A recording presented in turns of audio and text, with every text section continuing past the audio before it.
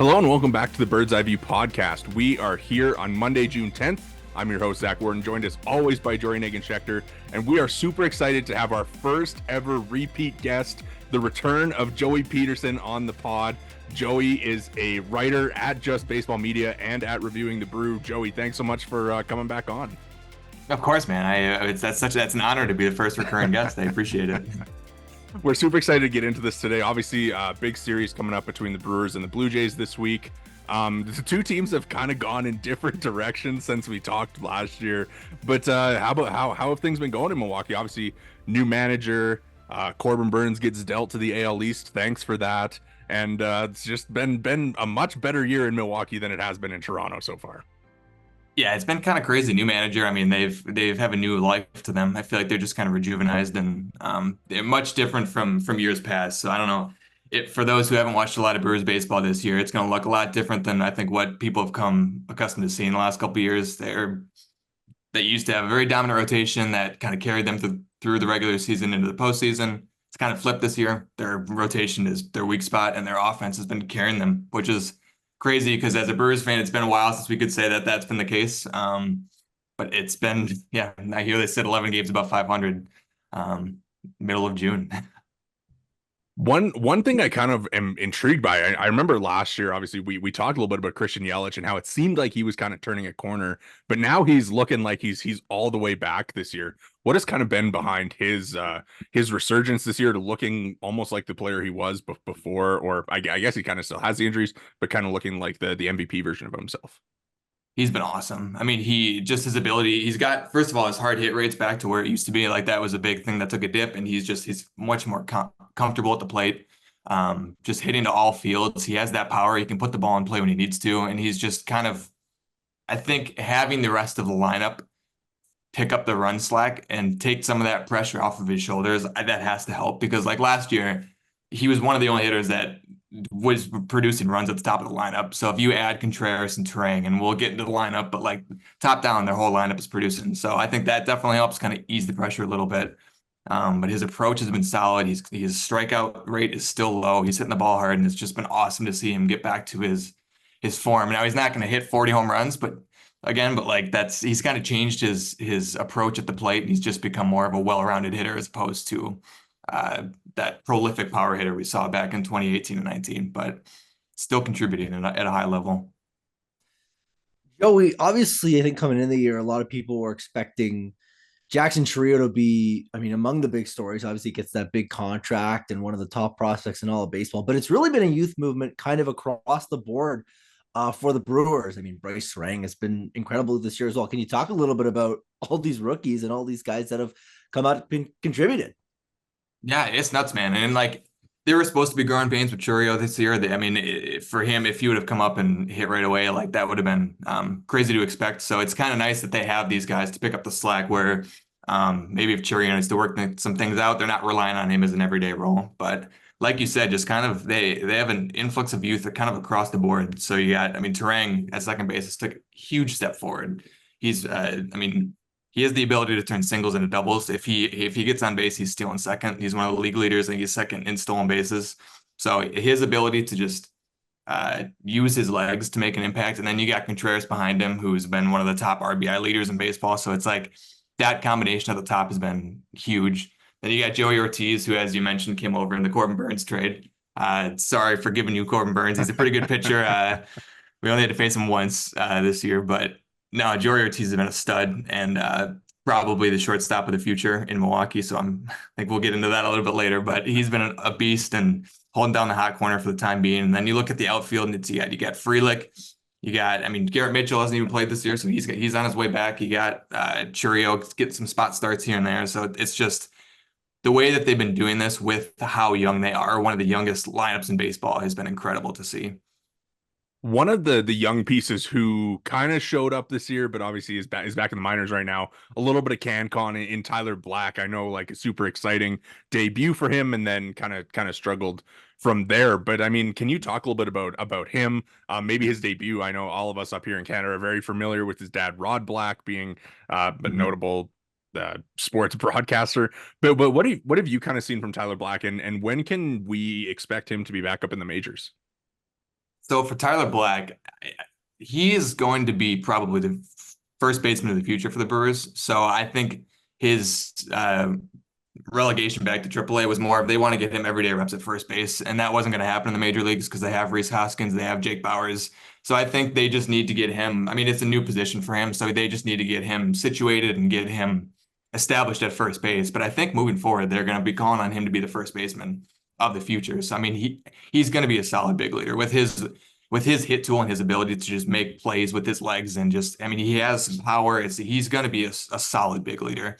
I mean, his defense is lacking a little bit, which is kind of why they're shifting him away from third base into first base potentially. So as far as an offensive perspective go, I mean, you saw it right away. He can make an impact immediately. And I think he's going to be a big piece of the Brewers for the future. So maybe at some point he gets a call late in the season, but I think for the time being, they're just trying to get him situated at first.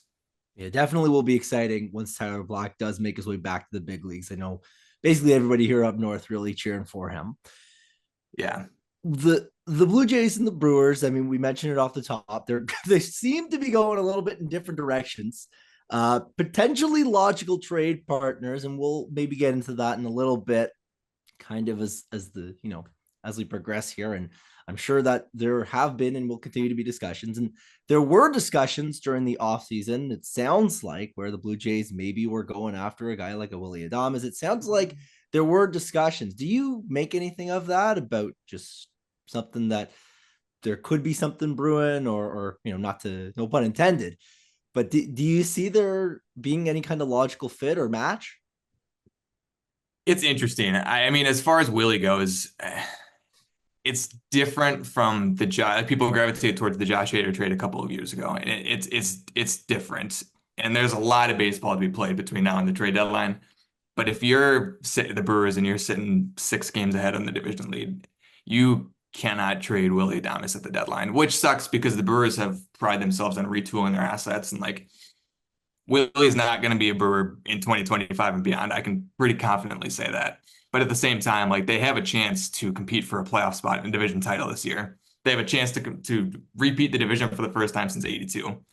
Willie is not only one of the most important bats in the middle of the lineup, but he's also the heart of that clubhouse. As cliche as that saying is, he truly is. He embodies that clubhouse and the fans.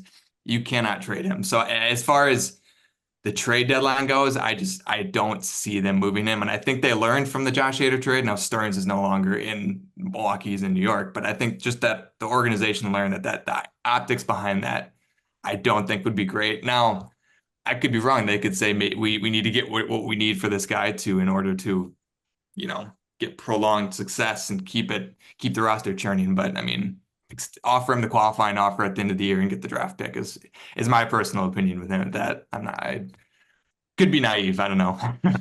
I think there's an interesting parallel between the Blue Jays and the Brewers, with the Brewers maybe being a year ahead as far as the contract situation with their shortstops go. I know, obviously, there's been some talks about Bo Bichette being involved in some potential trades at this deadline. The GM here has said that he's not going to do it, but if they do decide to kind of rebuild, it might make sense to get rid of him at this deadline. I'm curious to get your opinion. Like, if you were advising the Blue Jays front office based on your experience with Willy Adames in Milwaukee, how would you approach the Bo Bichette situation in Toronto, where he's a franchise shortstop, his contract's up after next year, and the team's kind of struggling right now, but obviously they probably do see a world where they can be competitive in 2025? It's really tough because Bo's a special talent, which makes his slump so puzzling, and it makes it really difficult how you handle him because, you'd be selling at a low, which is for a player like Bo, you don't really want to sell at a low. Like if you're going to trade Bo Bichette, you want to win the deal or at least get what you view as a strong package.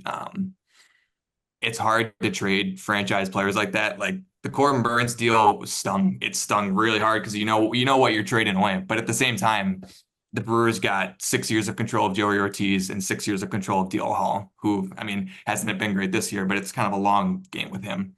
So, and even that, the Brewers liked what they got. The perspectives was like, that's all you got for Corbin Burnes. Granted, it was only a year of Corbin Burnes. But it's just tough when you're trading a player of that caliber. Like, I feel like whatever you're going to get, the optics are going to be like, that's all they got just because of how special that he can be.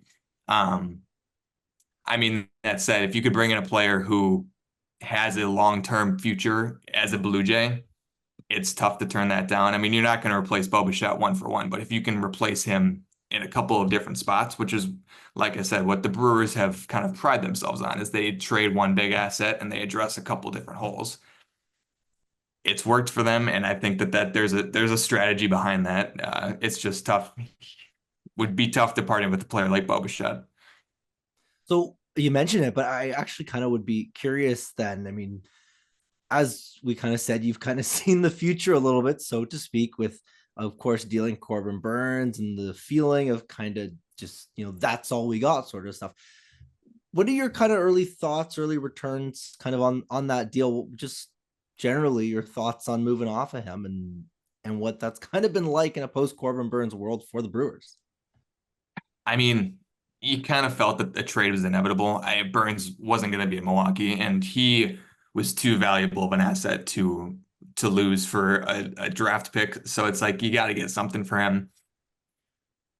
Ortiz has been a stud. He's been even better than I think most people thought he would be this year. He's been hitting for power. I mean, he's been fantastic. His approach has been good. His bat to ball skills has been good. Power, all of that. And he's probably going to be the future shortstop of the future, which is why the Brewers were willing to sacrifice Corbin Burns. I mean, DL Hall has the stuff to be an awesome starter if he can stick.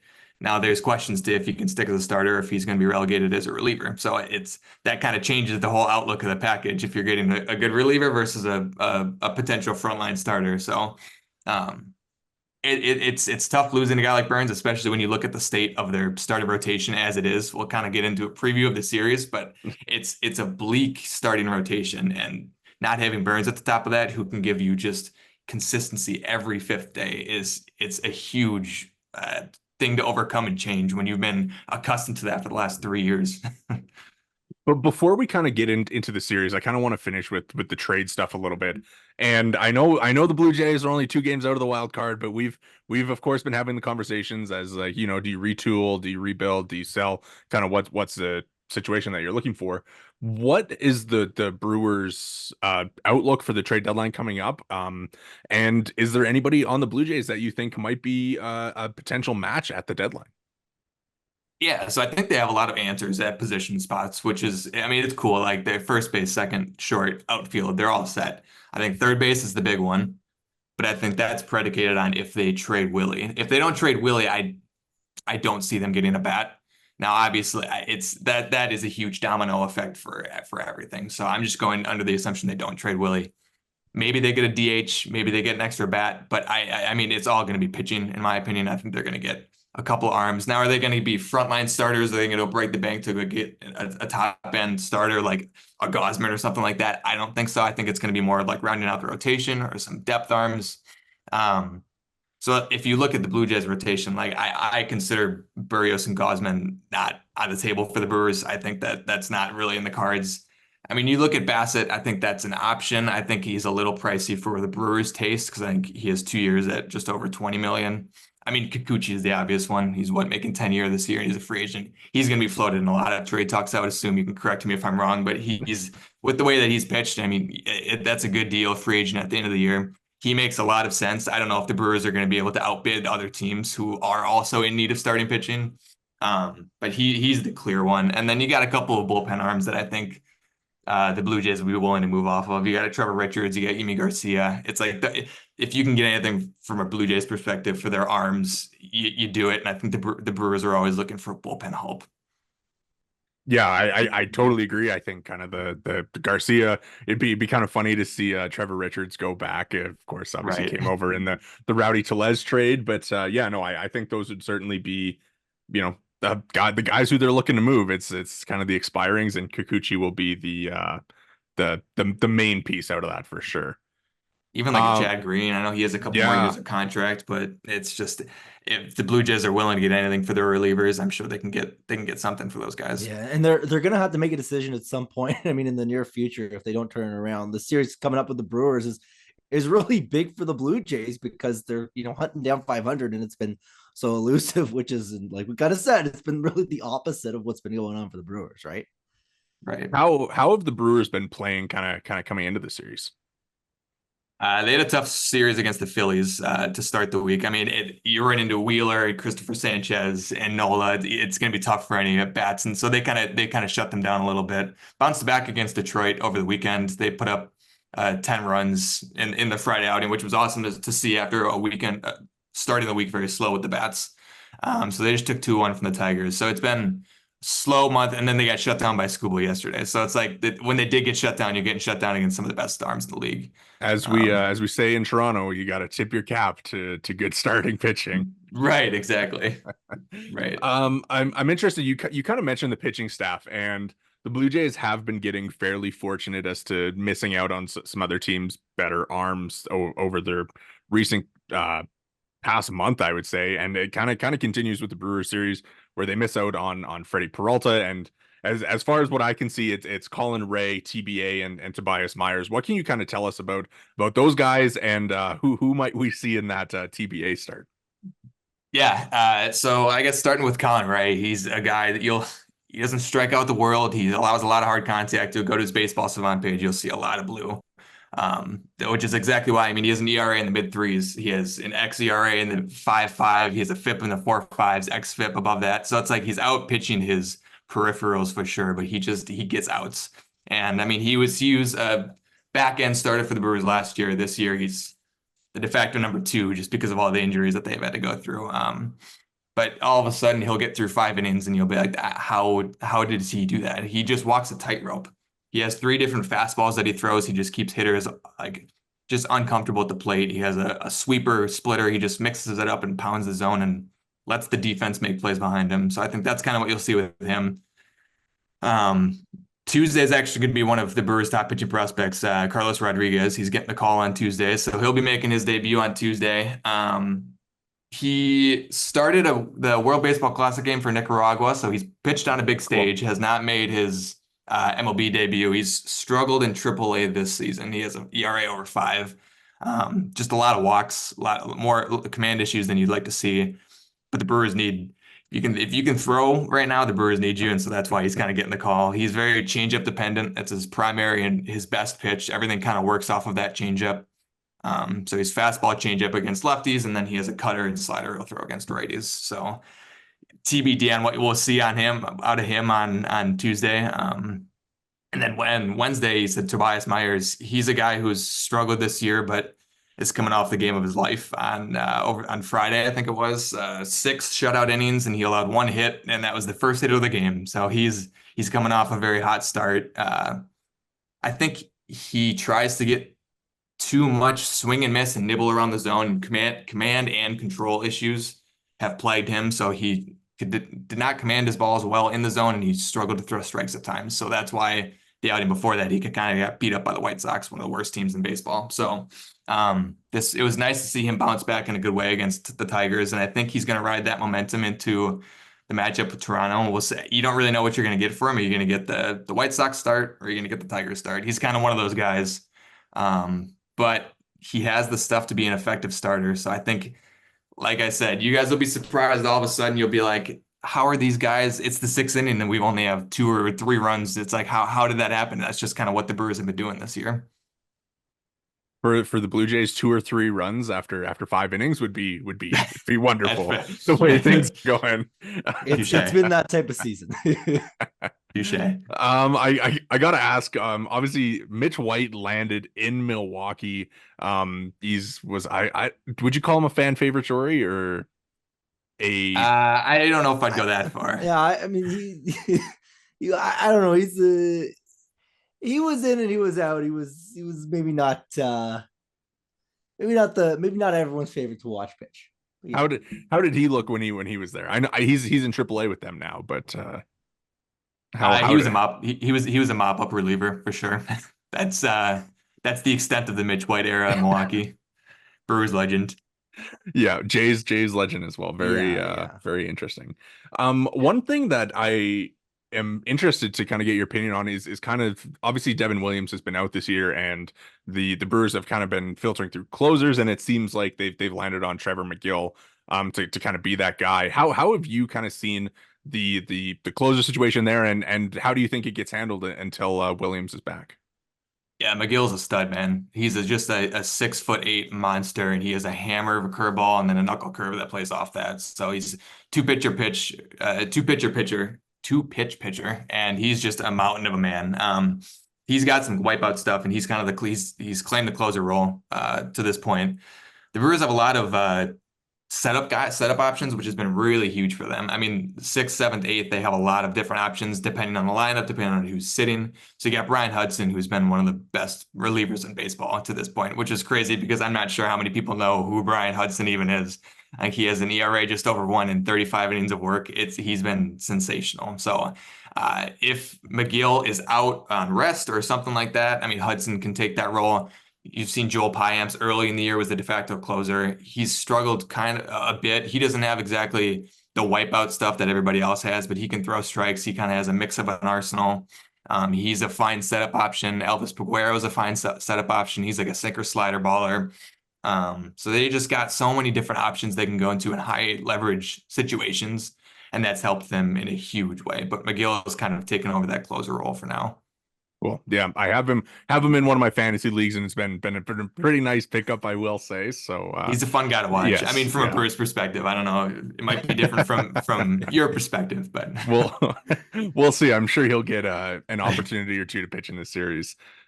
Joey, before we let you go, I just want to. Is there, I feel like we touched on pretty much everybody on the Brewers roster, but is there kind of anybody specifically that you're watching or that Blue Jays fans should watch to kind of have a big series this week?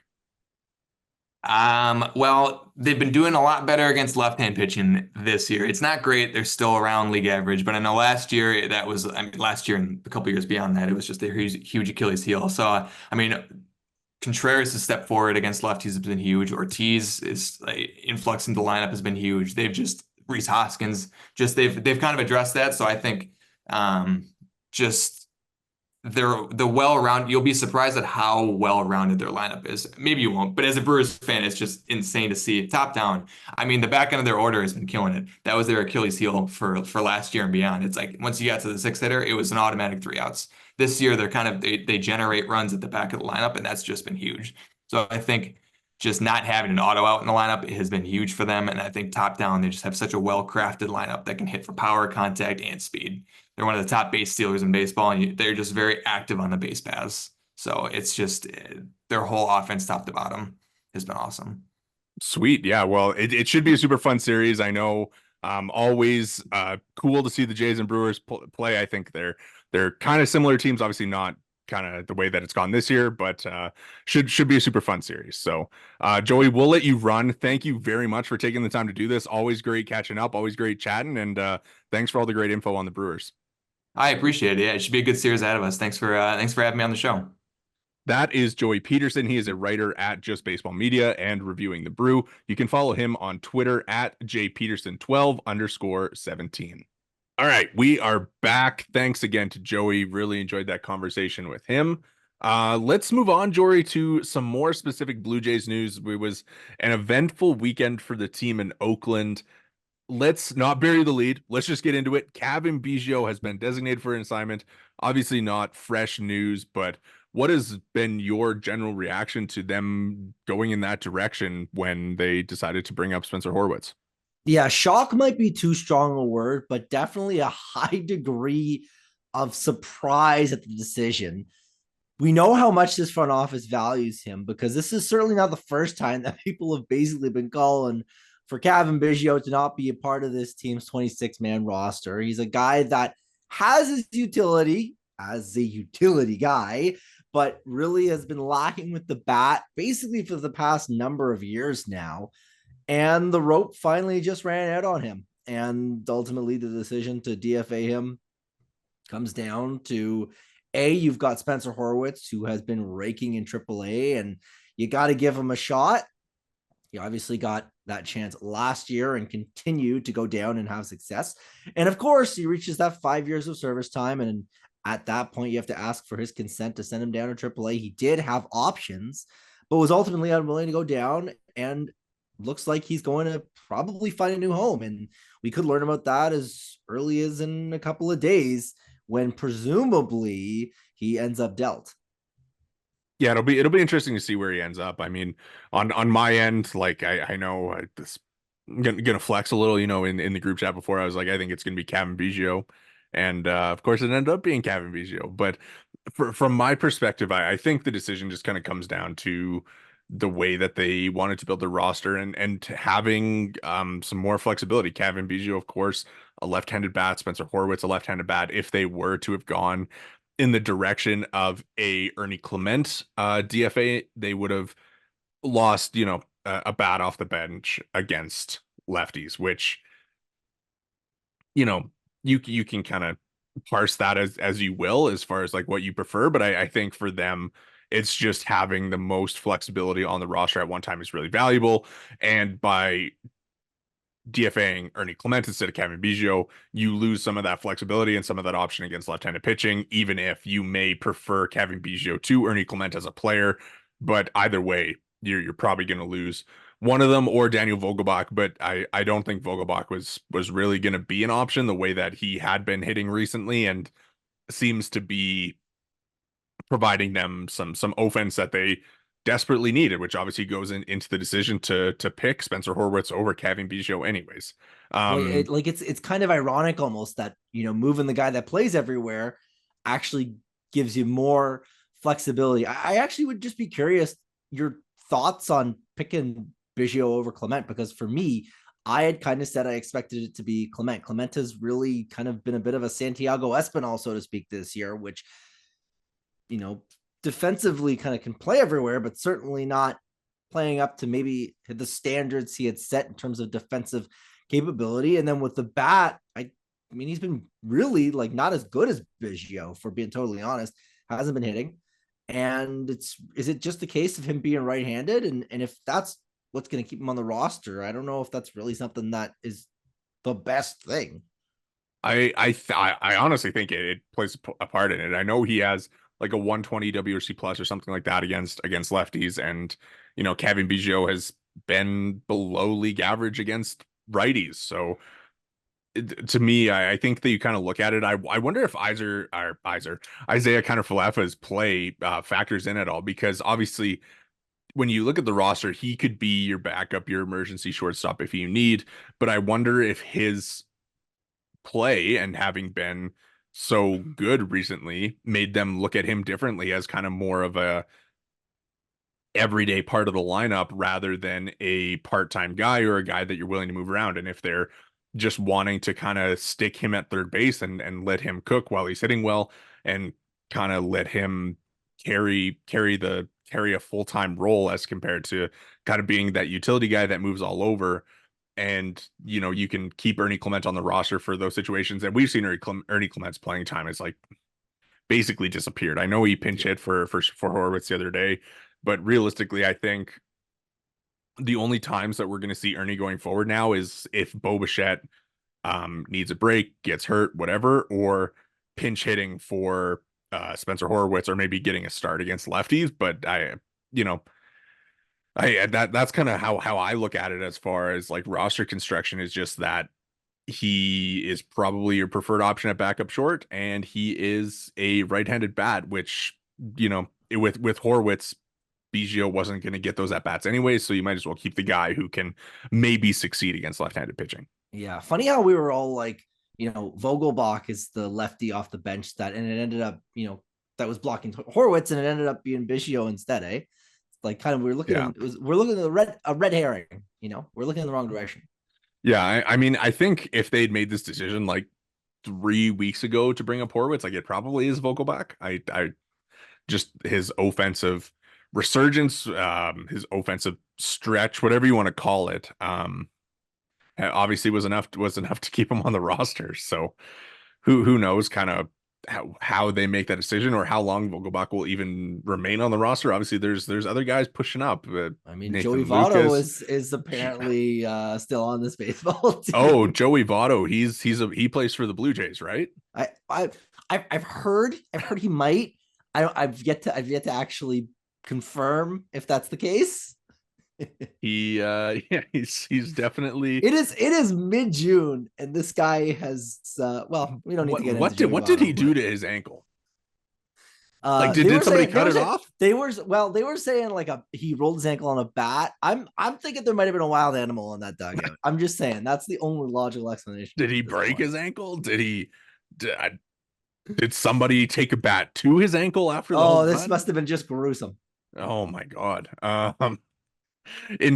Crazy. I don't know. Whatever. Let's talk about Horwitz a little bit. I know we had kind of talked about like his stretch last week when we recorded, but what do you make of him, the timing getting called up, and having gotten 2 starts, hitting second, leading off, and both of those starts coming at second base? That's, I think, the really interesting thing is that he Yeah. moved to second base all of a sudden. The Jays obviously have a glut of middle infielders, so this isn't really a case of, moving out of necessity as much as it's clear that there was no opportunity for him to make the big league club as a first baseman. So he had to change positions. If he wanted a shot at the big leagues, he was going to have to get to the point where he could play second base, which is interesting. We'll see how he kind of looks. He hasn't been necessarily, uncomfortable there. I haven't found. There was a quote that made the rounds where he talked about maybe his internal clock having to change a little bit, but he had played some second base, obviously, in AAA. And if he's going to be a big leaguer, it might just have to be as a second baseman.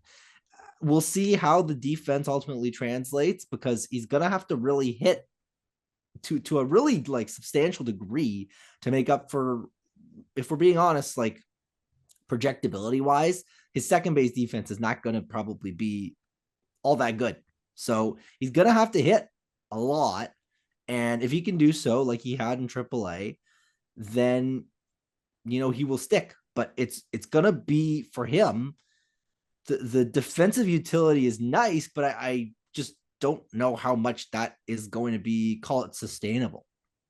If you're curious, after 14 innings of playing second base, he has 0 defensive runs saved, which I'm sure will not change, or it'll probably stay right around a 0, probably dip into the negatives maybe a little, but it's going to be interesting. Do you think that we see a lineup in the next little bit of let's play how many first basemen can you play, but Justin Turner DH, Daniel Vogelbach at first, Spencer Horwitz at second, Bo Bichette at short, Vladdy at third, Danny Jansen behind the plate, Davis Schneider in left, Dalton Varsho in center, George Springer in right. Like is that a lineup we'll see soon? I think it totally could be, right? I mean, if you want to talk about this team prioritizing, maybe offense over defense, that lineup right there kind of, I mean, is anybody there in their primary position? I guess George Springer, and depending on who you ask, Dalton Varsho. That lineup should hopefully generate offense. But I mean, defensively, it'd be the exact antithesis of basically how this team is built. But if they're not going to score runs when they're, playing defense, then you're going to have to play offense. Yeah, I hope we do see it just for the fun of it, and just to kind of see how, if they can actually score some runs while doing something like that. Except for obviously, IKF would be on the bench in that situation, so you're taking out like all of your clutch hits on the year. Yeah, I mean, I think he was second on the Jays, I believe I saw, or maybe tops on the Jays in average with runners in scoring position. So not that that's, necessarily the most predictive of stats, but he's one of the only guys that have been really producing to that degree. Yeah. We can kind of get into him a little bit. I know we obviously one other major point of news we can touch on first. Alek Manoah has been confirmed to need UCL surgery. Very unfortunate. I know, like worst case scenario for a pitcher to have to get UCL surgery. Obviously not confirmed whether it's Tommy John or the internal brace just yet, but regardless, it seems like that'll pretty much keep him out from being a contributor to the Toronto Blue Jays until 2026. Yeah, it's just, again, we talked about it last week. Just an unfortunate set of circumstances for, obviously last year, how difficult that was. And this year, how, of course, he hadn't gotten back to maybe Cy Young level Manoah, but an ERA under 4 in the mid 3s, just had been generally pretty effective. And then just unfortunate that this is ultimately how the story on his 2024 season ultimately ends. But I think that at the very least, and it's really saying something that this is the case, in a better spot, going into TJ, so to speak, although it's not confirmed TJ, going into it in a better spot than he would have been maybe circa end of 2023. Yeah. Obviously, yeah. I like not much else to say. Just wish him a speedy recovery and hope the surgery goes well for sure. So let's move on to this A's series because it was certainly eventful. They win they lose the first game on a walk-off home run after Chris Bassitt throws 8 great innings, and then JJ Bleday gets Chad Green on the first pitch. The second game, Kevin Gausman throws his first ever 9-inning complete game, which seems impossible, but it is obviously his first ever complete game shutout as well. And then in the third game, they try to throw it away, but end up saving it in extra innings thanks to Isaiah Kiner-Falefa. What is your biggest takeaway from the series? I mean, the starting pitching was the story all weekend, and it really starts and ends with that. Chris Bassitt, what an unbelievable outing from him, especially like his return to Oakland as well, like his last and he start talked at the about how Coliseum. emotional it was, and he had memories of, he was talking about Chappie and talking about Mark Canha. He was basically talking about the 2018 Oakland Athletics, 2019 Oakland Athletics. But for him, I'm sure that was really special. We saw him grab the dirt as he made his way off the mound for the final time. Like, what a way to go out at Oakland Coliseum for Chris Bassitt. And unfortunate that he kind of really got screwed by basically his offense failing to show up. And of course, that one pitch outing from Chad Green resulting in the worst case Ontario. And then of course you've got Gausman pitching like Kevin Gausman. I mean, what an unbelievable outing from him. Just incredible stuff from him. Looking like Kevin Gausman of the 2023 variety. His best outing of the season by a mile and a half, and maybe one of his best outings of his career. I mean, a complete game shutout, first time in your career, doesn't really get much better than that. Real like old school baseball, as people were saying. Just an outstanding outing from him. And then, with game 3, I mean, not the starter, but of course, Yusei Kikuchi getting involved. And the story that became following the game as the Blue Jays' newest linebacker. But no, seriously, just a really strong. I mean, Bowden Francis, I thought, looked pretty good. He only really went 4 innings, didn't go deep, but did what he could to keep the Jays in it. And even though the bullpen kind of sputtered a little bit when it was all said and done, of course, IKF to the rescue, right? So I think that the pitching really stabilized when that had been something that, in a lot of respects, had been so rocky. Yeah, for sure. I mean, the pitching was great. Obviously, the Chad Green, like, one pitch to JJ Bleday, like, what are you gonna do? I guess tip your cap, maybe. Yeah, the bullpen on Sunday, like they give up the lead, and it kind of felt like, oh, here we go again kind of thing. So I think really important that the offense picked them up and was able to force extra innings there, and they're able to come around. And then, of course, in extra innings, Yusei Kikuchi hit stick on Tyler Soderstrom. I just, like, what was your reaction to see it? Yusei Kikuchi look up at this ball and run straight at the incoming fielder. I know he's looking at the ball, but why would you run into the field of play? Yeah, well, it's funny because you see, I think there was Kevin Kiermaier, it might have been Jose Barrios. They book it, but they book it the opposite direction. And Kikuchi, I mean, listen, like, he's kind of a character. There's the whole thing about he sleeps 16 hours on days that he starts or something insane like that. Like, it's very funny. But he talked about, I think, wanting to hide in a hole. But like, I'm trying to think of what's going through his head to look up and be like, oh, here comes the baseball. I better run into the field of play. I know, like, a lot of people are like, oh, it's the perfect send off at the Coliseum because it's a play that can only happen there. Obviously, no guardrails. They have like a baseball field's worth of room in foul territory.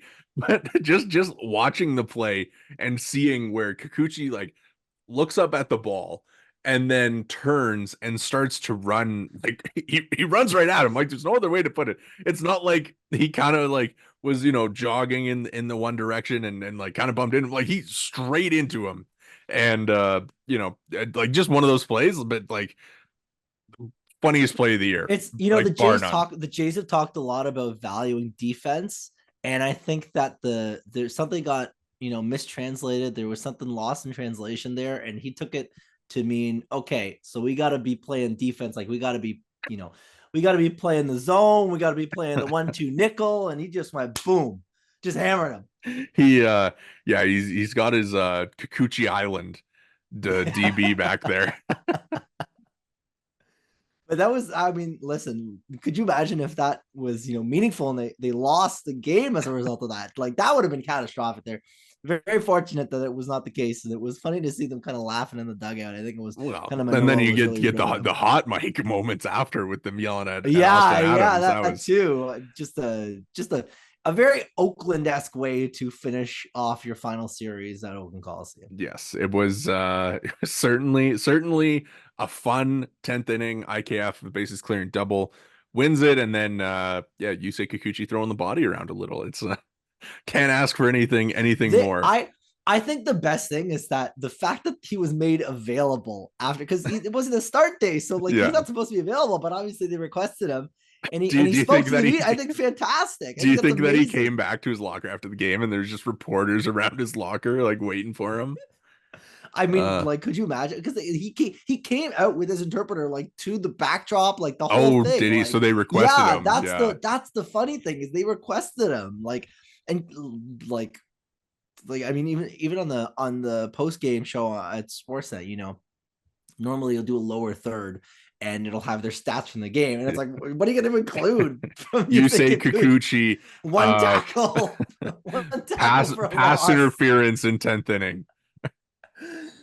Oh, my goodness. And yeah, the great moment in, play of the year. One of the plays of the year. Absolutely. Easily. You'll be seeing that one on This Week in Baseball. Yes. Which is no longer a thing, and I had a tweet go about it the other day. Oh yeah. Love some This Week in Baseball, but yeah. Well, we're gonna run. Thank you so much to Joey Peterson again for joining us on the show. You can follow him on Twitter at jpeterson12_17. You can find his work at Just Baseball Media or at Reviewing the Brew. Make sure you follow and subscribe wherever you get your pods. Like and follow on YouTube. We are there at Bird's Eye View Pod. You can follow us all on Twitter. I am at Worden_Zach. Jori is at Jori Negin-Shecter, and the pod is at BEV_pod. Thanks so much for listening, and we'll catch you later this week.